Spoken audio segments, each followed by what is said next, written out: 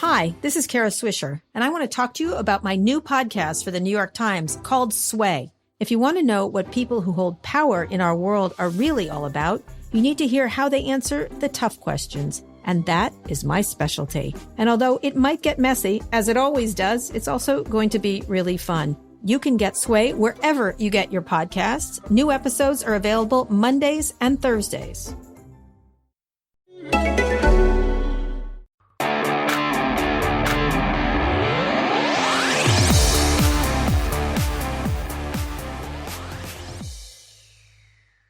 Hey Eagles fans, this is Mike Kay from NJ Advanced Media. Welcome to the No Huddle Show podcast, where we discuss anything and everything Philadelphia Eagles. You can read our content on nj.com/Eagles, bookmark that, and you can subscribe to our exclusive Eagles Insider text service, where we'll break news, give you insider observations, and provide in-depth analysis. Through Eagles Extra, you can send questions and comments directly to us, and we'll respond to you to your phone. With me today, as always, is my fellow Eagles beat reporter, Chris Franklin. Today, we're going to discuss the Eagles' 23-23 tie with the Bengals, Doug Peterson's late game decision-making, and the continued unraveling of Carson Wentz. Other than that, everything should be great. How are you doing, Chris? Today's post-game adjective confused because it's a tie. It feels like a loss, but it's a tie. And the team somehow gained ground against the other teams in the NFC East. So I'm not really sure how to feel right now, to be honest. Well, let me just hit you in the face with some knowledge, okay? All right. So the Eagles from here get to face the 2-1 San Francisco 49ers on the road after the 49ers just dismantled the Giants without like half of their notable starters. Then from there, the Eagles travel to Pittsburgh, where they face a Steelers team that's 3-0 and putting up a bunch of points and doing really well on defense, sacking the quarterback, creating turnovers. Oh, and then from there, they get to host the Baltimore Ravens, who are just running through everyone in their path. Obviously, they've got the matchup against the Kansas City Chiefs on Monday, and that'll bear watching for sure. But the Ravens look scary on both ends of the ball. And then from there, they play the lowly Giants, who they've dominated in 7 straight wins. But that said, that's a long time to find relief. Like, realistically, this Eagles team could start 1-5-1 and be at the bye 1-6-1. And by then, you're probably looking at several firings or dismissals in the process. There's no coming back from like 0-4-1. It's just not a thing. And I think, this win, even if it was in overtime, would have been good news for their standings. I just don't know how this team rebounds at this point. How do you feel? It's a hole. They've dug themselves into a hole now that I still don't even know how they can climb out of this, especially like you mentioned, there's with this gauntlet of teams that are coming up. I mean, granted, the 49ers have a lot of injuries, but this team hasn't shown you that they can go ahead and play up to that level to go ahead and beat them. I just don't know where they can go from here. And if that does happen, I mean, it was interesting that Brandon Graham said the team hadn't quit on Doug, but you're sitting at 1-4-1 if they go ahead and everything goes to chalk possibly, or even if they lose all those games, which is quite conceivably they can do the way they've been playing lately.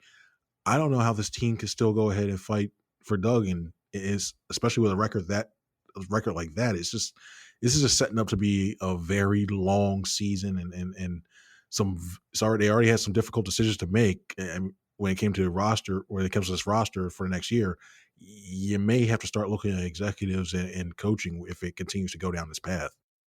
Yeah, remember this team is only 3 years, or not even 3 years removed from winning a Super Bowl. Like they've made the playoffs the last 2 years. I mean, they've kind of moonwalked, but they were division champions last year. I mean, this is quite a fall from grace, and that's why this tie feels like a loss. It also feels like a loss because it kind of seemed like when there was momentum or there was an opportunity for Doug Peterson to put his faith in a team that had really nothing to lose. I mean, outside of an overtime matchup to the Bengals, which, yeah, this tie helps them temporarily, but in the long grand scheme, they lost another opportunity to get a win here. And Doug Peterson twice was given the decision to potentially play for the win, and he chose to keep the tie in focus.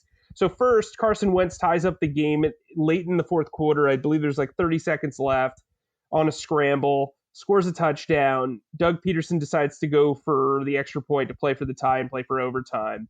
That I completely understand, but it's not really necessarily in his gutsiest head coach in the league reputation to just kind of play it safe there. Then, as the clock's winding down and there's 19 seconds left in overtime after Matt Pryor had an unacceptable false start to move the Eagles back out of field goal range, Peterson decided to just punt it.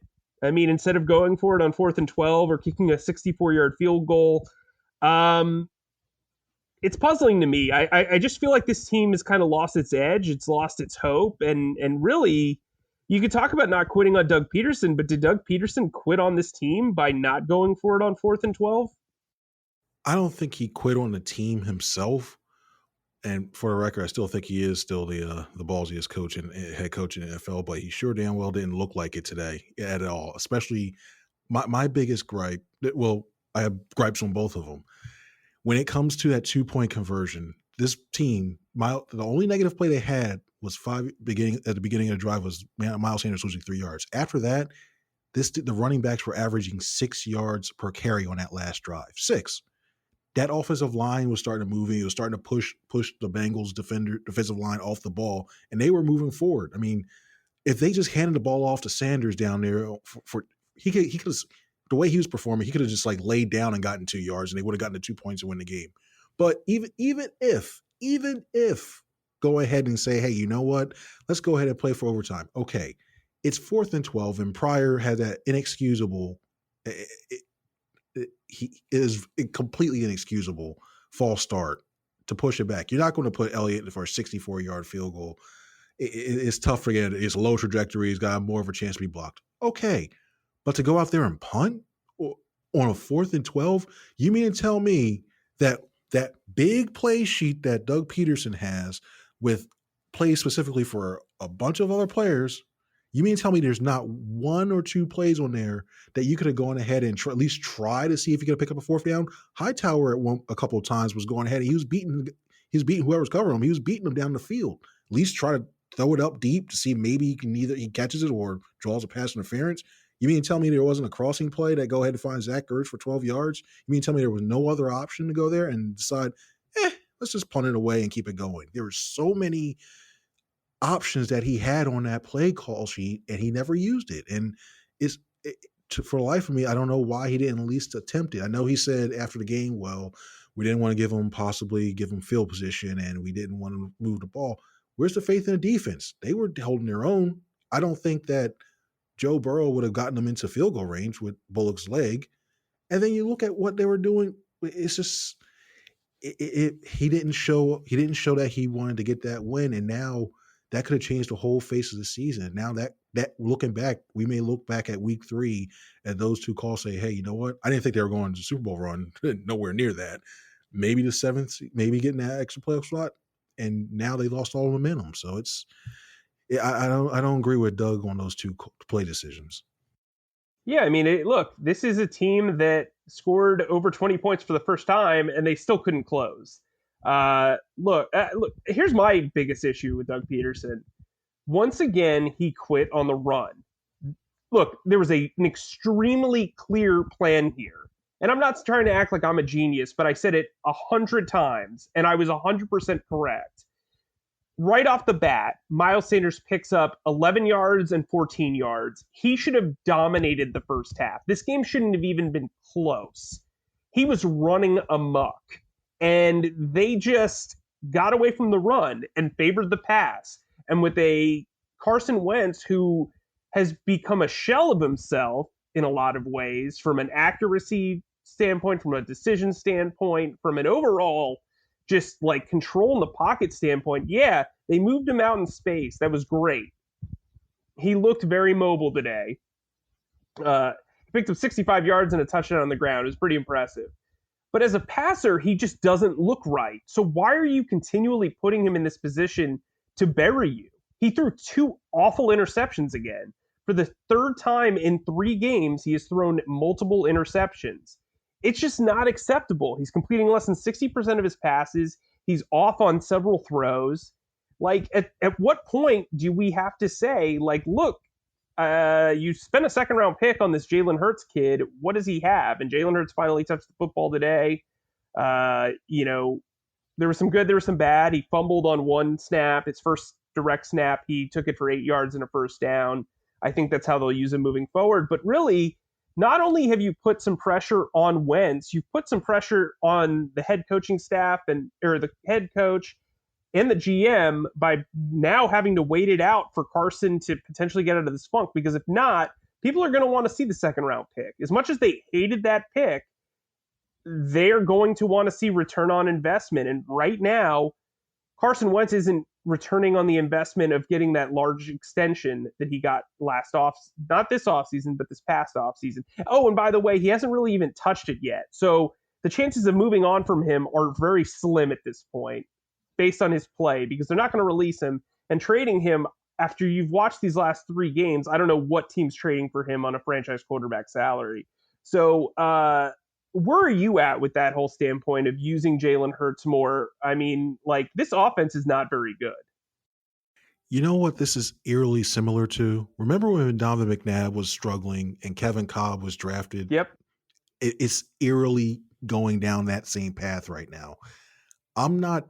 I'll probably give him 2 more games. 2 or 3 more. Actually, no, I'll give him 3 games. And if he still continues to throw 2 and 3 interceptions, bad looking interceptions, missing wide open receivers, I mean, and I'll get back to that in a sec. But if he continues to do that, you're going to have to see what you have at least in Hurts, at least to see what's going on, because at that point, you're not really going to be able to do anything much. And you might as well, just for all intents and purposes, tank the rest of the season to get a better draft pick, which this time might help Hurt a little bit more when it comes to that. But the one thing I really saw that I was disappointed in Wentz, there's a couple of things you think as a quarterback, you got to think on the run. And there was a play on that one interception. Deshaun Jackson was lined up in the slot. Nobody was around him for 10 yards. Nobody. So you would think you at least go, hey, you know what? There has to be, within that offense, there has to be a little quick check with me where you look over to him.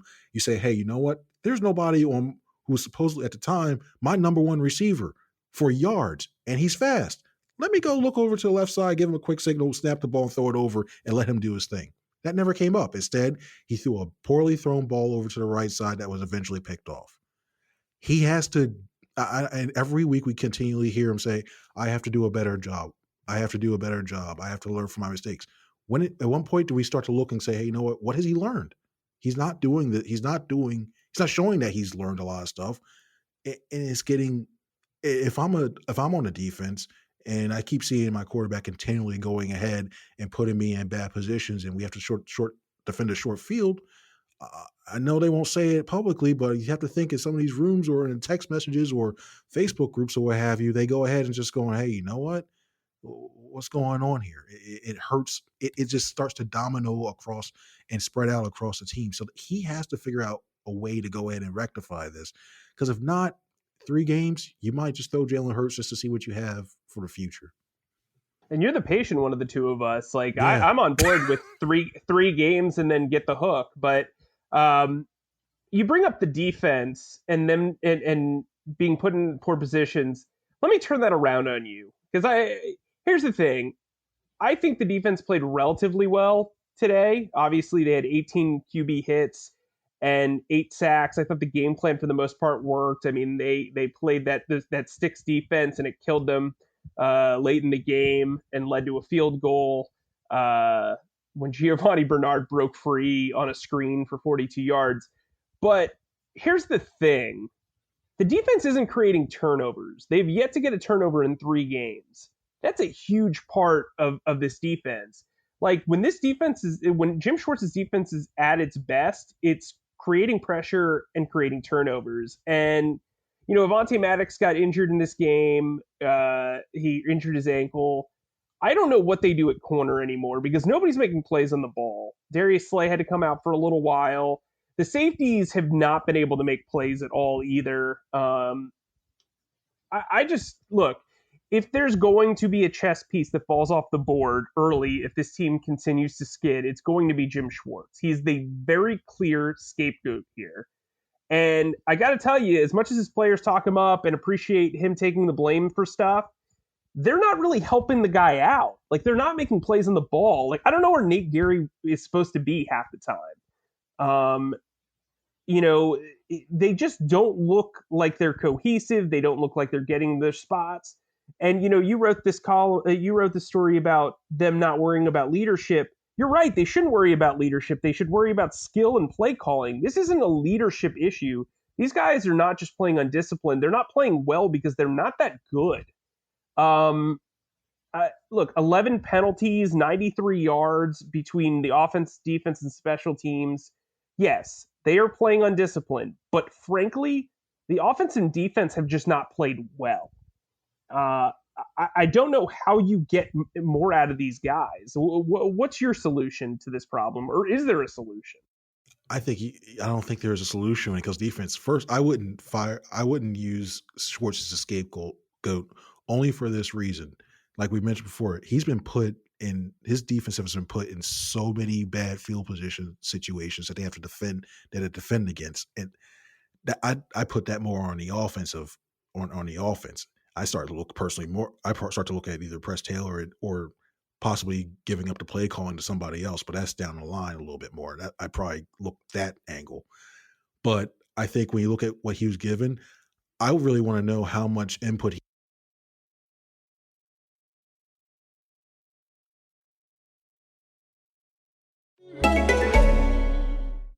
Hi, this is Kara Swisher, and I want to talk to you about my new podcast for the New York Times called Sway. If you want to know what people who hold power in our world are really all about, you need to hear how they answer the tough questions. And that is my specialty. And although it might get messy, as it always does, it's also going to be really fun. You can get Sway wherever you get your podcasts. New episodes are available Mondays and Thursdays.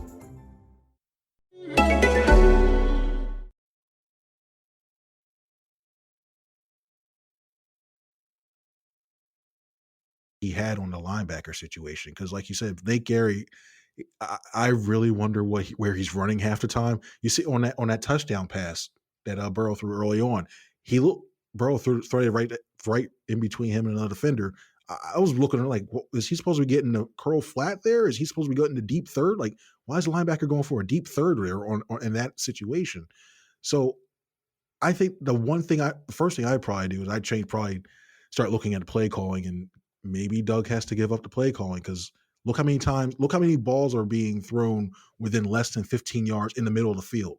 If I keep seeing that, if I'm a defensive coordinator and I keep seeing that they're going to go keep throwing the ball in the middle of the field within 15 yards, I'm just going to put more people in the box, because then I can stop your run game, and I can go ahead and start defending against the crossing routes. If I see another mesh crossing route going across with the tight ends or the wide receivers, it's predictable.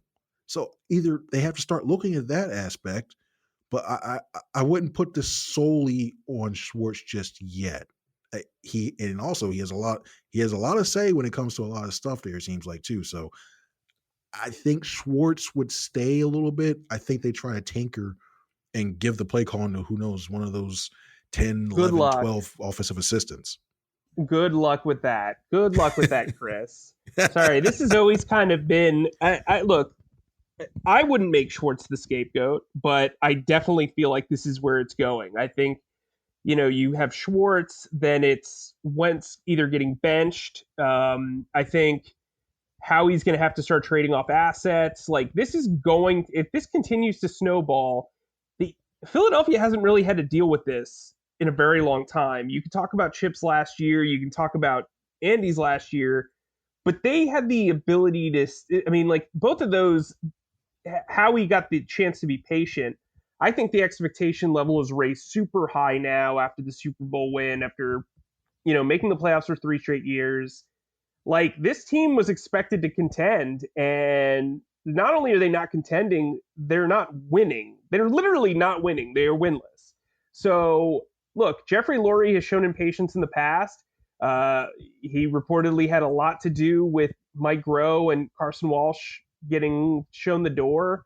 Like, if he's going to continue to get involved, they showed a video. I mean, they showed, some shots of him watching the game, and he did not look thrilled at what he was witnessing. Look, I think Lurie's a guy who is not going to just sit and wait. He's not a patient man.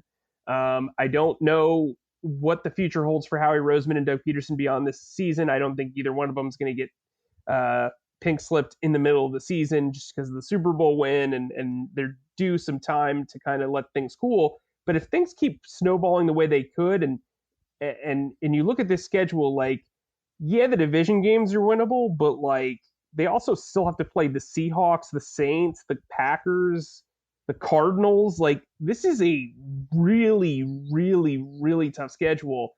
And it'd be one thing if they were showing glimpses of hope, but they're just not. This is like at this point, I think this is a 5-win team, and maybe that's being nice. Like, they just are very incoherent. And look, again, like you said, they're going to have to switch stuff up, but there is absolutely no way Doug Peterson is giving up play calling this year. I would be stunned. And honestly, who would you really give the play calling to at this point? I'd probably give it to I'd give it Scangarella, or, well, I'd stay the with guy who just got fired for coming off too, squeamish for Vic Fangio. I just, like, maybe he's a great play designer, but I don't know. Do you give it to Deuce, who's never really called plays? Do you give it to Marty, who's a senior consultant? Like, what? Like, that's the thing. Like, everybody always talks about replacing Jim Schwartz or replacing, a player. Who are you going to replace Doug Peterson's play calling with? Because Doug Peterson's revered as a really good play caller. So, you know what I mean? Like, how are you upgrading your play calling if you're dropping him? I still definitely think you can go Scangarella, or I say, well, this one I wouldn't go Marty Morningwood, because if they're throwing the ball about 40 times right now, you probably get 55 things, and what's a running play? So I'd stay away from him.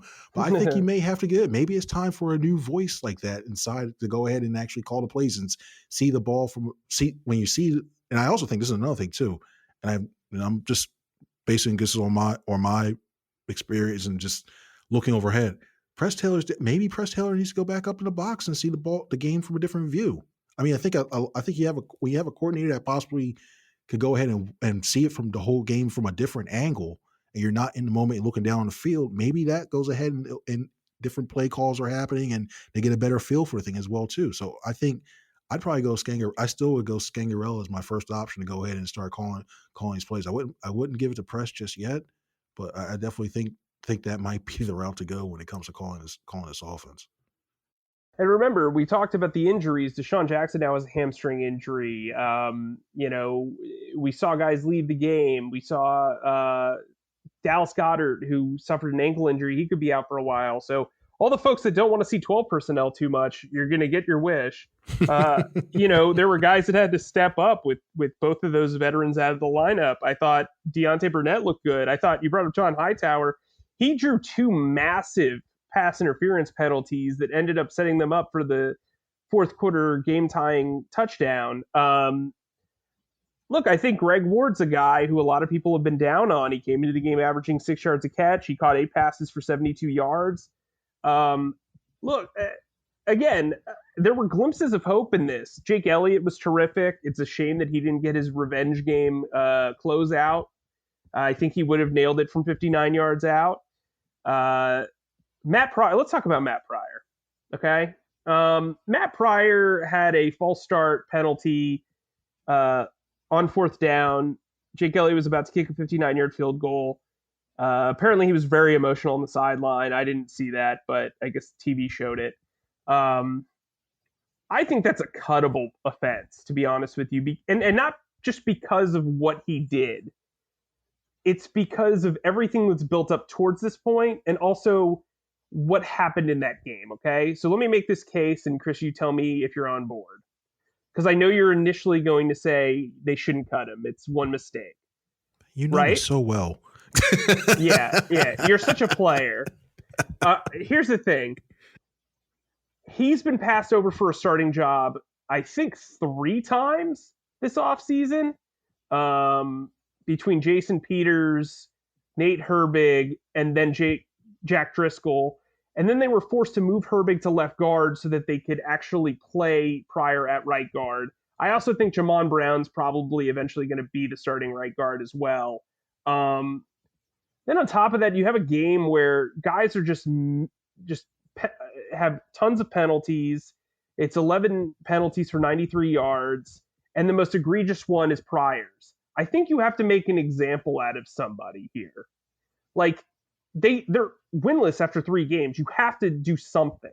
You have to say, like, hey, guys, if you screw up, this is a young team, remember. This isn't a veteran group. If you screw up, there are consequences. There's got to be some sort of accountability, and Matt Pryor is a very easy target here now that Jamon Brown's been here for 2 weeks. You know what you've got in Sua Opeta. You like him. Pryor's a guy that they clearly aren't in love with. And he had a rough summer for the most part. So, like, I don't have an issue with doing an accountability strike. Matt Pryor's a nice kid. I'm sure he works really, really hard. But realistically, you've got to show the rest of the locker room, especially those young cats, like, hey, if you mess up, we're going to put a face on it. Because you have to do that. It's reached the point where like you said about Carson, I don't know what he's learned. Well, somebody's got to get taken to school and be made an example out of. That's just how the NFL works. And if you're going to scapegoat these coaches, if you're going to scapegoat, Howie Roseman for having a bad roster, well, then you need to realize when this thing's snowballing and you need to take effect. So did I make the case, or are you still, sunshine and rainbows? See, it's not all sunshine and rainbows. Whoa, easy now, easy. No. My thing is this. You cut them, you're going to start your 4th different offensive line combination out in 4 weeks. You're going to probably do that anyway, though, dude. Like, Jamon Brown is probably going to start. You didn't sign this dude just to be a backup when he's got 47 games of experience and has played in 60 games. The point of bringing him in, and frankly, the long-term thinking of moving Herbig to left guard is so you make sure that Jamon Brown, who has all this experience at right guard, can actually play, in my opinion. I don't want to go ahead. I just can't go ahead and mess up that. You're trying to build offensive line, so much chemistry, and to go ahead and continually having to break it up and then put some more pieces in there, and then, okay, let's shift this person around for it. You can't continually do this and expect to be even remotely successful. Granted, it hasn't been that much, but yeah, right. I don't foresee putting in Jamon Brown right now. I don't think Jamon Brown would go ahead and solve all these problems right now. And even then, it takes. We've seen these. I know he's a vet, but we've seen some of these rookies. How long does it take to go ahead and learn this offense's play calls and go ahead and try to do all this stuff right now? I just don't think that having here and cutting him just to cut somebody will be the right move right now. I don't think he can bench him. He has to. I understand where you're coming from, saying you have to set an example. I really do. I think you. And by the way, and by the way, sorry again to cut you off. Quez Watkins and Will Parks are both eligible to return to the roster this week. And you're going to have to make roster moves anyway. So, look, I think it's an easy move to make. I really do. And it's a shame, but I get where you're coming from totally. And it's not just cutting a guy for the sake of cutting a guy. If they wanted to cut a guy just for the sake of cutting a guy, like, that's like a move you make with Nate Gary. But, like, I just think with Matt Pryor, like, it's not like they're missing a bunch with him. I didn't think he played particularly well today. I'd have to go back and look at the tape and really break it down. But I don't know, man. Like, what level? How are you keeping accountability otherwise? That's a better question. What's your solution otherwise? Because right now, the only accountability we've seen is they've benched Nicole Roby-Coleman for Cre'Von LeBlanc, and frankly, that's not good enough. No, I think you have to basically. This is where you start to go ahead. The accountability, it really needs to go to these leaders. Somebody needs to go. I know they said they have the people that go up and talk, but do you really see like a Brandon Graham really going in somebody's face and starts yelling? I think, it's not the most optimal way, but I want to see somebody go up to somebody and start chewing somebody out in that locker room at least once. Heck, it can be WWE like, and it's pre-scripted like, hey man, listen. And I've seen this on a couple granted, at my level, I've seen this happen on the team. Hey, man, I want to go ahead and say something to you, but it's not personal, but go ahead and I'm going to say this. You just go ahead and show somebody that, hey, you know what? It takes one of these captains, if they are really the captains and they're truly leaders, it's going to take somebody to go up to somebody and start calling them out. I mean, heck, if it's Brandon Graham or Fletcher Cox most likely Brandon Graham going over to Carson Wentz and starts like, hey, man, you can't be throwing stuff like that for bleep, bleep, bleep, bleep, bleep in the locker room just to go ahead and yell, hey, so you have some fire? If you see somebody like that really take, like, getting called out like your quarterback or somebody else, he goes, whoa.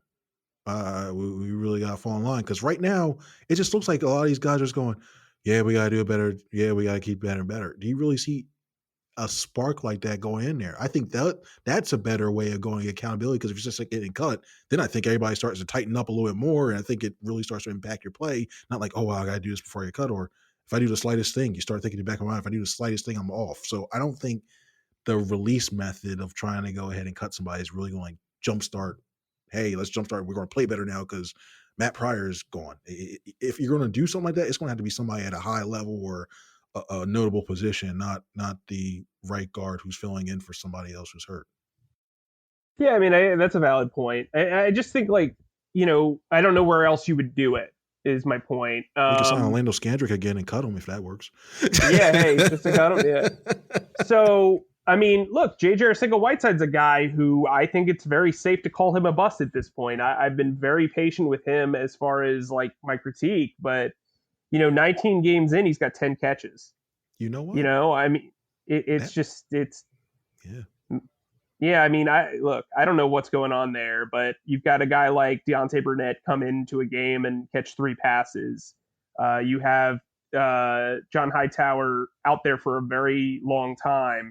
You have Richard Rodgers coming in and immediately catching a pass. Like this, look, I don't know. I really don't know with him anymore. I just think this is one of those situations where if he's not the biggest bust of the Howie Roseman era, he's definitely the biggest bust of, like, this second Howie Roseman era. Maybe not like overall he's not Danny Watkins, but maybe he's definitely of this second reign, certainly the worst.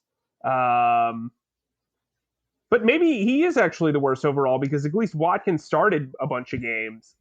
Where do you put him kind of on the roster? Like, how much of a disappointment is he? Remember Mac Hollins? He's taking Mac Hollins' place as the guy who's getting a lot of time, and just all of a sudden he's out there on the field, he's running routes, and he's not getting any targets. And if he does, something bad happens. The difference is that Mac Hollins was a 4th round pick and was mostly a special teams player. The difference is, like, they drafted J.J. Arcega-Whiteside to be a dude, and he got a ton of playing time last year and didn't do very much with it. Before we get into even more negative stuff, I think we should just go with our final thoughts, because I think we're going to have a lot of venom on Thursday as well. So, Chris, what are your final thoughts this episode definitely felt like a recap of a loss. Where's your head at heading into the week? As we're ending right now, I can feel myself blood boiling more and more, just like, because it's just this never should have happened on so many fronts. And you want to say they have to turn it around, but how many times have we said this over and over again? I'm just at least 3. Yeah, at least for Doug Peterson, he's going to have, and for that leaders on his team, they're going to have to find a spark, because if somewhere, because that's going to be a long flight home from San Francisco. If San Francisco plays the way it is, it's going to be a long flight. Finishing 0-3-1, and yeah, they think it's going to be bad this week, tying the Bengals. It's going to be even worse the following week. So if they want to stop hearing our mouths, they will start wanting to hearing the people of Philadelphia's mouths and everybody around the league. They better find a way to rectify this quickly. Yeah, they got feisty this week, and guess what? The pressure and the difficulty aren't going away. So, instead of getting fussy with us for doing our jobs, I think it's time for this team to really rally. There has to be some behind the scenes talks. There needs to be some difficult conversations. Maybe there needs to be some benching. But frankly, this team isn't good enough. It's not. It's not even talented enough. Howie Roseman deserves a lot of blame here. The play calling has not been good on either side of the ball either.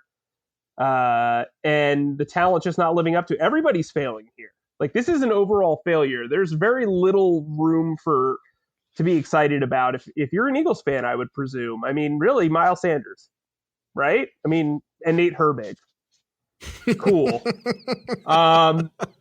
Just remember, you guys can, if you want to come and be depressed with us, because we'll have all that fun commentary that we always have. No, it's funny. Like I was saying to you, I covered some really, really bad Jaguars teams. This is setting up to be even worse because the expectations are so different.